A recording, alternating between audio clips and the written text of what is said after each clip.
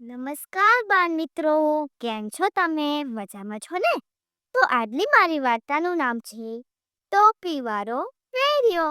એ સરસ મજાનું ગામ હતું. તે ગામમાં તો એક ટોપીવાળો ફેરિયો રહે.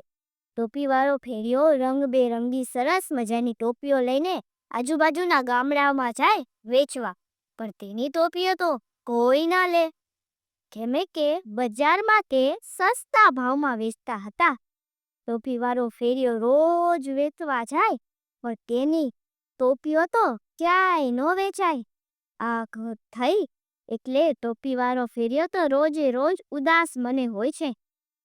એક દિવસ ટોપીવાળો ફેરિયો વિચારે છે કે ચાલો ને હું છેક દૂર જાઉં અને અહીંયા જઈને ટોપીઓ વેચું, તો મારી ટોપીઓ કોઈ લેશે. એટલે તે એક મોટા ગામ કે પછી શહેરમાં નીકળી પડે છે. એક વડનું ઝાડ આવે છે. તેને તો હવે ખૂબ જ થાકી ગયો હતો. આમ દૂરથી આવ્યો એટલે તે તો ખૂબ જ થાકી ગયો હતો. તે વિચારે છે કે અત્યારે હું અહીંયા ઘડીક સૂઈ લઉં અને પછી જ હું આગળ ચાલીશ. ઝાડના નીચે બેસે છે. ત્યાં ખૂબ જ છાંયડો હતો. તે ખૂબ જ થાકેલો હતો. તેના પગય દુખતા હતા.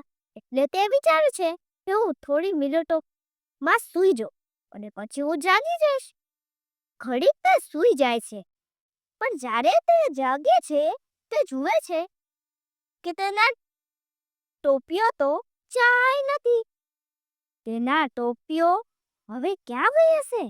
તે તો આશ્ચર્યચકિત થઈ જાય છે. અરે, મારી ટોપીઓ ક્યાં ગઈ? મેં તો આ ઠેલામાં જ મૂકી હતી.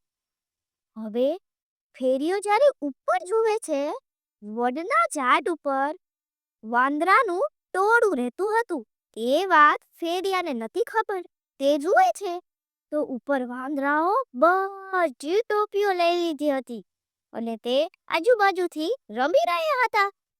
એટલે ટોપીવાળો ફેરિયો તો હવે નિરાશ થાય છે, પણ તે હાર માને એવો નહોતો. એટલે તે તો એક યુક્તિ વિચારે છે. જ્યારે તે માથું ખંજોળે છે, વાંદરાઓ પણ માથું ખંજોળે છે. એટલે હવે આ ફેરિયાને ખબર પડી ગઈ કે આ હું જે કરીશ એ જ આ કરશે. તે તો ખુશ થાય છે, તેની ટોપી કાઢે છે. એટલે બધા વાંદરાઓ પણ તેની પહેરેલી ટોપી કાઢે છે. પછી ફેરિયો ટોપીને જોવે છે. બધા વાંદરાઓ પણ તેને સરખી રીતે જોવે છે. ટોપીવાળો ફેરિયો ટોપીને એકદમ ધડામથી નીચે ફેંકી દે છે અને વાંદરાઓ પણ ટોપી ધડામ દઈને નીચે ફેંકી દે છે. બધી ટોપીઓ વાંદરા ફેંકી દે છે. એટલે ફેરિયો જલ્દીથી બધી જ ટોપી વીણી અને થેલામાં મેલી ત્યાંથી ચાલ્યો જાય છે. મજા આવીને વાર્તા જોવામાં. આ વાર્તા ઉપરથી આપણને એ શીખ મળે છે, અક્કલ કરવા માટે અક્કલની જરૂર હોવી જોઈએ.